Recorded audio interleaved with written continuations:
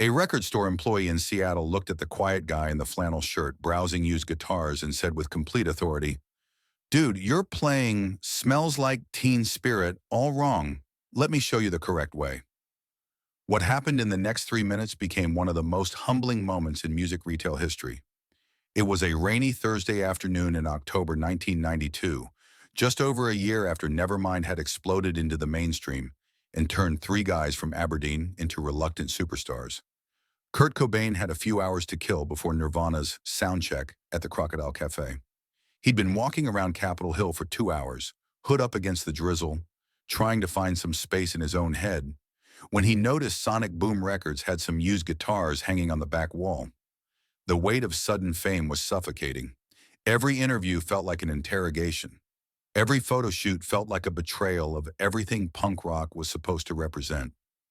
The music press had declared him the voice of his generation, a title that made him physically sick to read. All he'd wanted was to write songs that made sense of the confusion and anger he felt inside. Now those songs were being analyzed by college professors and played in shopping malls across America. He pushed through the glass door, grateful for the warmth that hit his face immediately. The store smelled like old vinyl and coffee, with that particular mustiness that came from decades of records being handled by music lovers. It reminded him of the record shops he'd haunted as a teenager in Aberdeen, back when finding an obscure Melvin 7-inch felt like discovering buried treasure in the bargain bins. The store was nearly empty, which was exactly what he needed.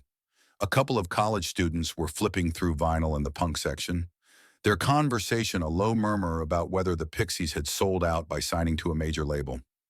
An older guy with graying ponytail was examining a Led Zeppelin box set near the register, reading the liner notes with the focused intensity of someone who'd been there the first time around in the 70s. Nobody paid any attention to the thin blonde guy in the worn Melvins t-shirt, beat-up black Converse sneakers, and olive green cardigan that had holes in both elbows.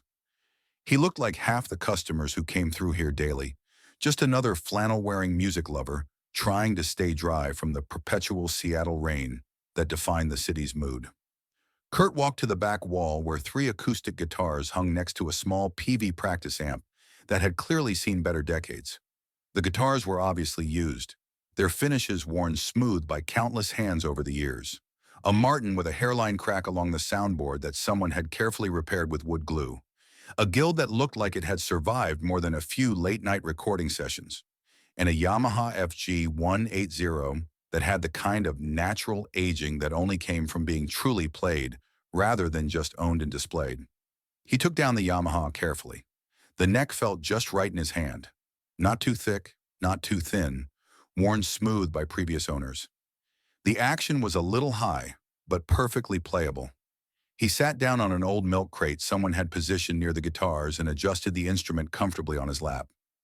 His fingers found the strings instinctively, muscle memory taking over as he started finger-picking softly, creating sounds that were barely audible to anyone more than a few feet away. The chords that emerged weren't anything recognizable to passers-by, just fragments of melodies and progressions that existed only in that specific moment. This was exactly how songs usually started for him, not with grand intentions or predetermined concepts, but with sounds that somehow matched whatever emotional weather was moving through his head at any given time. That's when Derek Chen entered his orbit. Derek was 24 years old, originally from Portland, and had moved to Seattle 8 months earlier specifically to be part of what Rolling Stone and every other music magazine was calling the scene. He'd graduated from Portland State University with a music degree, could read standard notation fluently, and had spent 2 intensive years studying jazz theory before discovering that what he really loved was the raw, unpolished, emotionally honest music coming out of the Pacific Northwest. Working at Sonic Boom Records wasn't just a job for Derek. It was his primary method of staying connected to the music that truly mattered to him. He'd been to every important show at venues like the Crocodile Cafe, the Off-Ramp, and the Vogue. He could trace the complete evolutionary lineage from pioneering Seattle bands like the U-Men through Green River to Mother Love Bone to Pearl Jam, explaining the connections and influences with the enthusiasm of a doctoral student defending his thesis. Derek had learned guitar the academic way, studying tab books with religious devotion, practicing along with albums until he could replicate every song note for note with mechanical precision. His technique was flawless because he'd made it flawless through hundreds of hours of disciplined, methodical practice. He believed deeply in proper form, correct finger positioning, and clean chord changes. His music school instructors had taught him that there were definitively right ways and definitively wrong ways to approach any instrument, and these rules existed for very good reasons. When Derek heard someone playing guitar in the back corner of the store, he looked over and saw what appeared to be just another grunge scene wannabe. The guy looked authentically Seattle enough. Flannel shirt, deliberately messy blonde hair, that particular brand of studied carelessness that seemed to be the unofficial uniform around here. But his playing technique made Derek's formally trained eye twitch with disapproval. The chord changes weren't crisp or precise. The strumming pattern was inconsistent and sloppy.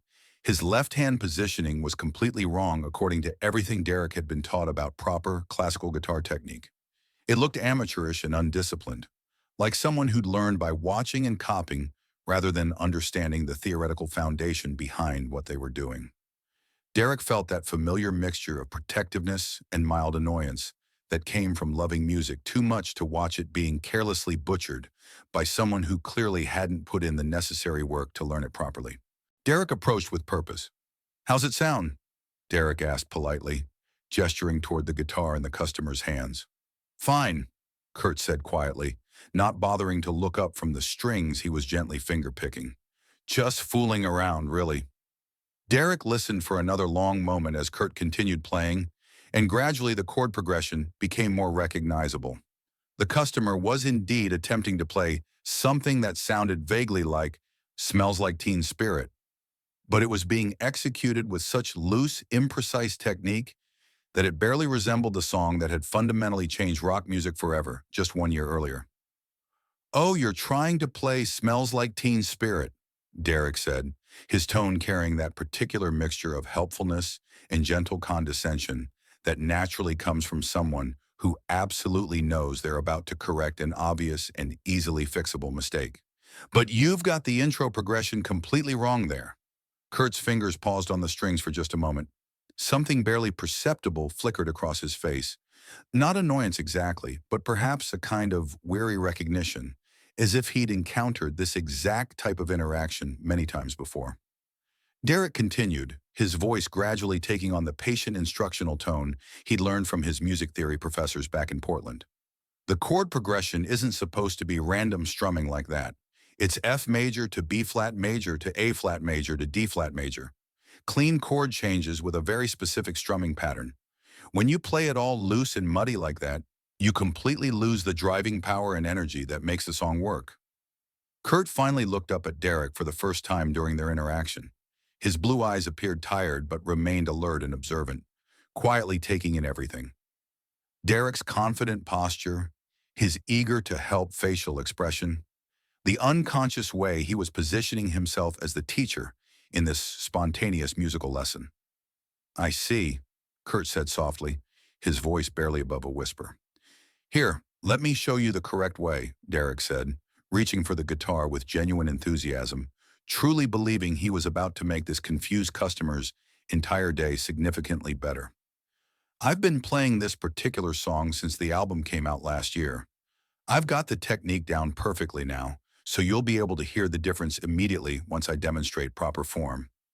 Kurt handed him the guitar without saying a single word, settling back on the milk crate to watch this impromptu demonstration with what appeared to be patient curiosity.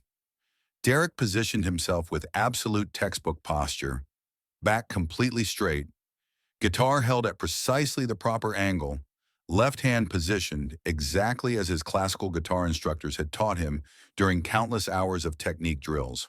He took a careful moment to check the tuning on each string, making small, precise adjustments with the kind of methodical attention to detail that clearly demonstrated hundreds of hours of disciplined practice. Then he launched confidently into what he sincerely believed was the definitive, authoritative version of "Smells Like Teen Spirit." His technique was completely flawless by every academic standard imaginable. His chord changes were crisp and mathematically exact. His strumming was metronomically accurate, hitting every single downbeat with unwavering precision. The chord progression was perfectly executed: F major to B flat, major to A flat, major to D flat major, exactly as he learned it from the official guitar tablature book. It sounded exactly like what it was. Someone who had studied this song very carefully and could now reproduce it with complete professional competence. When he finished playing the introductory section, Derek looked genuinely pleased with his demonstration. See the dramatic difference? That's exactly how Kurt Cobain actually plays it on the album. Now, the guy's certainly not the greatest technical guitarist in the world. His form is pretty unconventional, and he makes quite a few mistakes during live performances. But when you take the time to learn his songs properly from the official recordings, you can really hear and appreciate what he was originally trying to accomplish. Derek handed the guitar back to Kurt with the satisfied air of a teacher returning a corrected exam to a student. Want to try playing it the right way now? Kurt accepted the guitar back, carefully adjusted it on his lap once again, and looked down at the strings for what felt like a very long moment, but was probably only a few seconds. Something seemed to shift almost imperceptibly in his posture and presence. The casual, anonymous customer seemed to disappear entirely, replaced by something much more focused and intentional. Then he started playing. What emerged from that beat-up, well-worn Yamaha acoustic guitar was "Smells Like Teen Spirit" in a way it had never been heard before, and yet somehow exactly the way it had always been meant to be heard by human ears. It wasn't the heavily amplified, distortion-laden electric version that had dominated radio stations and MTV for the entire past year.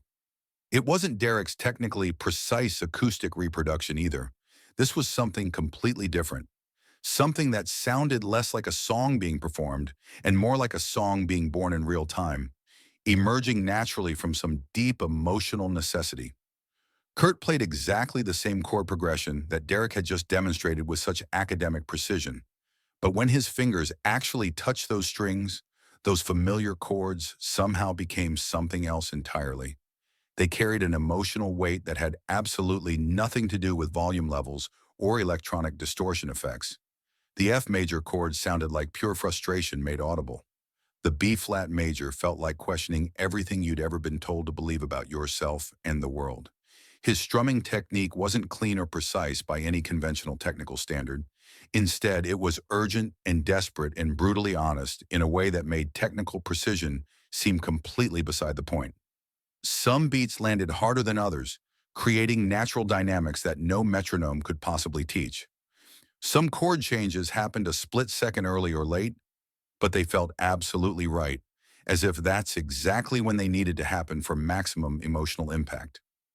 Then he started singing, and the entire store seemed to hold its collective breath. His voice was noticeably softer than on the famous recording, more fragile and vulnerable, but somehow infinitely more powerful and affecting. Without the massive wall of electric guitars and Dave Grohl's thunderous drum sound, the lyrics took on completely new dimensions and meanings. With the lights out, It's Less Dangerous no longer sounded like a defiant generational anthem. Instead, it came across as an intimate confession whispered to a mirror at 3 o'clock in the morning. The college students had completely stopped flipping through vinyl records. Their animated conversation about the Pixies' artistic integrity suddenly forgotten. The older man with the graying ponytail gently set down the expensive Led Zeppelin box set and turned his full attention toward the source of this unexpected music. Even the ambient background sounds of the store seemed to quiet respectfully. The constant hum of fluorescent lighting, the distant traffic noise filtering in from 15th Avenue, the gentle patter of rain against the front windows. Derek's face went through a remarkable series of visible changes as Kurt's performance continued to unfold. First came obvious confusion. This version didn't sound anything like the meticulously studied arrangement he just demonstrated. Then came a growing sense of recognition as he began to understand that he was witnessing something genuinely unprecedented. Finally came a creeping horror as the full implications of what was happening began to sink into his consciousness. This wasn't just someone playing "Smells Like Teen Spirit" with unusual and unconventional technique. This was clearly someone who understood the song from the absolute inside out. Someone who knew not only where every chord was supposed to go, but why it needed to go there. someone who could strip away every external element and reveal whatever essential emotional truth lived at the very heart of the composition. Kurt played the entire song completely through from beginning to end, systematically transforming his own creation into something that was simultaneously totally familiar and utterly revelatory. When he finally reached the last chord, he allowed it to ring out fully until every last overtone disappeared completely into the charged silence of the record store. The quiet that followed wasn't merely the absence of sound. It was that particular kind of electrically charged silence that occurs when something genuinely profound has just taken place, and everyone present instinctively understands that they've witnessed something they'll remember and talk about for the rest of their lives. Derek's mouth hung open, his face completely drained of color. Kurt set the guitar down with careful gentleness and looked directly at Derek with those same tired but fundamentally kind eyes. "Still think I'm playing it wrong?" The question was asked without any trace of malice or sarcasm, with the natural gentleness of someone who completely understood exactly how devastating this moment was for the person standing directly in front of him. "Oh my God," Derek whispered, his voice barely audible even in the complete silence. You're, you're Kurt Cobain." "Yeah," Kurt said quietly, casually brushing a strand of blonde hair out of his eyes. "And you're absolutely right about one thing. I'm definitely not the greatest technical guitarist in the world. Never claimed to be. Never particularly wanted to be either." The full realization hit Derek with the force of a physical blow to his chest. He had just spent several minutes telling Kurt Cobb,